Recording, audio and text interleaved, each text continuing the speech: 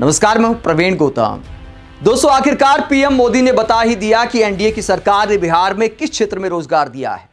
लेकिन क्या पीएम मोदी की बातों में दम है, या देश के प्रधानमंत्री को ऐसी बातें करते वक्त थोड़ी शर्म आनी चाहिए? ऐसी बातें क्या लॉजिकल दिखाई देती हैं? पीएम मोदी ने बिहार के युवाओं के नाम क्या पैगाम दिया है कि किस क्षेत्र को खड़ा कर दिया है मोदी सरकार ने? पीएम मोदी ने पहले समस्तीपुर में और उसके बाद बेगूसराय में क्या दावा किया? पहले समस्तीपुर के युवाओं को क्या कहते हैं, जरा सुनिए। साथियों, ये एनडीए की सरकार है जिसने बिहार के गांव-गांव में इंटरनेट पहुंचाया है, और ये हमारी सरकार है जिसने इंटरनेट का डेटा इतना सस्ता कर दिया है।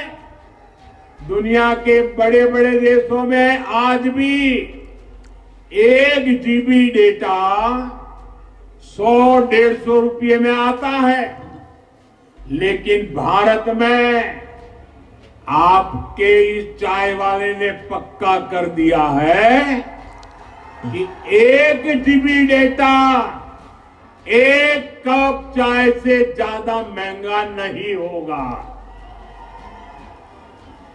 साथियों, इस सस्ते डेटा का सबसे ज्यादा फायदा बिहार के मेरे नौजवानों ने उठाया है।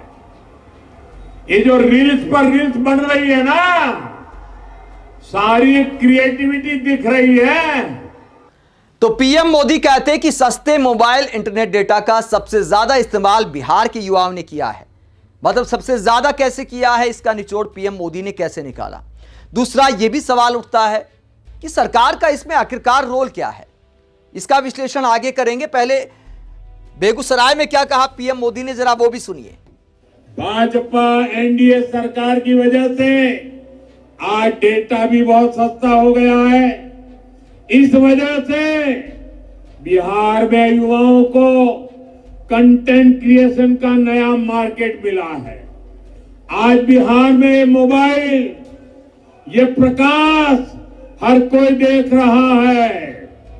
अब मैं आपसे पूछना चाहता हूं, आप मुझे बताइए साथियों, बिहार के लोगों के हाथ में जब इतनी रोशनी चमक रही है, तो बिहार के लोगों को लालटेन की जरूरत है क्या? तो पीएम मोदी कहते हैं कि देखिए, सस्ते मोबाइल इंटरनेट डेटा ने एक इंडस्ट्री खड़ी कर दी है बिहार में, रील बनाने की इंडस्ट्री। मोदी जी, अगर रील से ही काम चल जाता तो बिहार में आखिरकार लाखों लोग हर साल पलायन क्यों करते हैं? हर साल दूसरे राज्य में भाषा के नाम पर गुंडागर्दी को क्यों सहन करते हैं? क्षेत्रवाद के नाम पर गुंडागर्दी को क्यों सहन करते हैं? मजबूरी में ही तो जाते होंगे। पीएम मोदी से जब सवाल पूछा जा रहा है, नीतीश कुमार से जब सवाल पूछा जा रहा है कि बिहार में मैन्युफैक्चरिंग सेक्टर में आखिरकार क्या योगदान है सरकार का, इंडस्ट्री क्यों नहीं आ रही बिहार में, कारखाने क्यों नहीं लग रहे बिहार में, तो पीएम मोदी कहते हैं ये सब भूल जाइए, रील बनाने की इंडस्ट्री हमने खड़ी कर दी है। और जो बातें बोली कि बिहार के युवाओं ने सबसे ज्यादा फायदा उठाया है, मानो बिहार के युवा ही देश में रील बना रहे हैं, दुनिया में रील बना रहे हैं, बाकी सब इसका ज्यादा फायदा नहीं उठा रहे। ऐसी बचकाना बातें देश के प्रधानमंत्री करते हैं। और सरकार का आखिरकार इसमें रोल क्या है? मोदी जी, क्या सरकार ने इंटरनेट डेटा सस्ता किया है? जब जियो मार्केट में आया था उससे पहले भारत में भी इंटरनेट डेटा बहुत महंगा था। जब जियो मार्केट में आया, जियो ने सस्ता किया, फिर बाकी कंपनियों ने सस्ता किया। सरकार का आखिरकार इसमें रोल क्या है? यह तो प्राइवेट कंपनियों की एक लड़ाई थी। बीएसएनएल ने भी बाद में ही सस्ता किया। तो मुकेश अंबानी तो यह दावा कर सकते हैं, लेकिन नरेंद्र मोदी क्या ऐसा दावा कर सकते हैं? नरेंद्र मोदी का आखिरकार इसमें योगदान क्या है? और जहां तक दुनिया के बाकी देशों की बात है, ऐसा भी नहीं है कि भारत में ही सबसे सस्ता है। भारत से भी जो छोटे देश हैं, जिनके आर्थिक हालात खराब हैं, वहां हमसे भी ज्यादा इंटरनेट सस्ता है। अगर टॉप 10 देशों को आप देखेंगे, दुनिया में सबसे सस्ता इंटरनेट डेटा है इजराइल में, $0.02 पर जीबी। इसके बाद फिजी 0.09 पर जीबी, इटली में भी $0.09 पर जीबी, सैन मैरिनो में 0.10 पर जीबी, पाकिस्तान में भी हमसे सस्ता है $0.12 पर जीबी, कंबोडिया में भी हमसे सस्ता है $0.12 पर जीबी।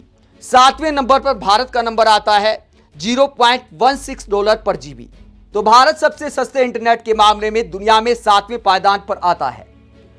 कुल मिलाकर सस्ता ही कहा जाएगा, लेकिन आप यह नहीं कह सकते कि सरकार का इसमें कोई योगदान है। सरकार की नीतियों का आखिरकार इससे क्या लेना देना है। लेकिन पीएम मोदी अंबानी के किए धरे का भी खुद क्रेडिट ले रहे हैं।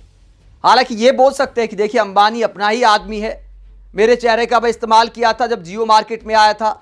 सरकारी कंपनी बीएसएनएल का भी पीएम मोदी के चेहरे के साथ इतना प्रचार नहीं हुआ जितना जियो ने कर दिया था। लोगों ने सवाल भी उठाए थे, जब इसी सेक्टर में एक सरकारी कंपनी है तो जियो प्रधानमंत्री के चेहरे का इस्तेमाल कैसे कर सकती है। तो उसका भी जियो को फायदा हुआ था। तो जियो आने के बाद भारत में इंटरनेट सस्ता हुआ था। लेकिन एक इंडस्ट्री खड़ा होने से बाकी क्षेत्रों को आप दरकिनार नहीं कर सकते। बिहार की अपनी अलग समस्याएं हैं, ठीक है, बिहार में इस बात में सच्चाई है कि लाखों युवा रील बनाते होंगे, हर राज्य में बनाते हैं, कोई बिहार ऐसा स्पेशल नहीं है। अगर बिहार की बजाय हरियाणा में चुनाव होते तो पीएम मोदी बोलते कि देखिए हरियाणा के युवाओं ने सबसे ज्यादा फायदा उठाया है। गुजरात में होते तो कहते कि गुजरात के युवाओं ने सबसे ज्यादा फायदा उठाया है। जहां चुनाव होता है पीएम मोदी वहीं के हो जाते हैं, वहीं के गुण गाते हैं। एक समय था जब ये क्षेत्र देश के प्रमुख औद्योगिक केंद्रों में से एक था। बरौनी में सायरन बजता था तो पूरा बिहार गर्व से भर जाता था। 60 के दशक में यहां रिफाइनरी लगी, फर्टिलाइजर फैक्ट्री बनी, बिजली का कारखाना लगा, यहां नौकरियां बनी, उम्मीदें जगी, चहल पहल होने लगी। लेकिन फिर क्या हुआ? फिर जंगल राज आ गया।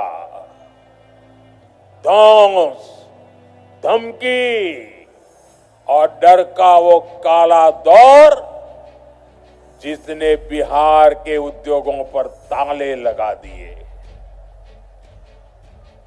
फैक्ट्रियों को बंद कर दिया, निवेशक भाग गए।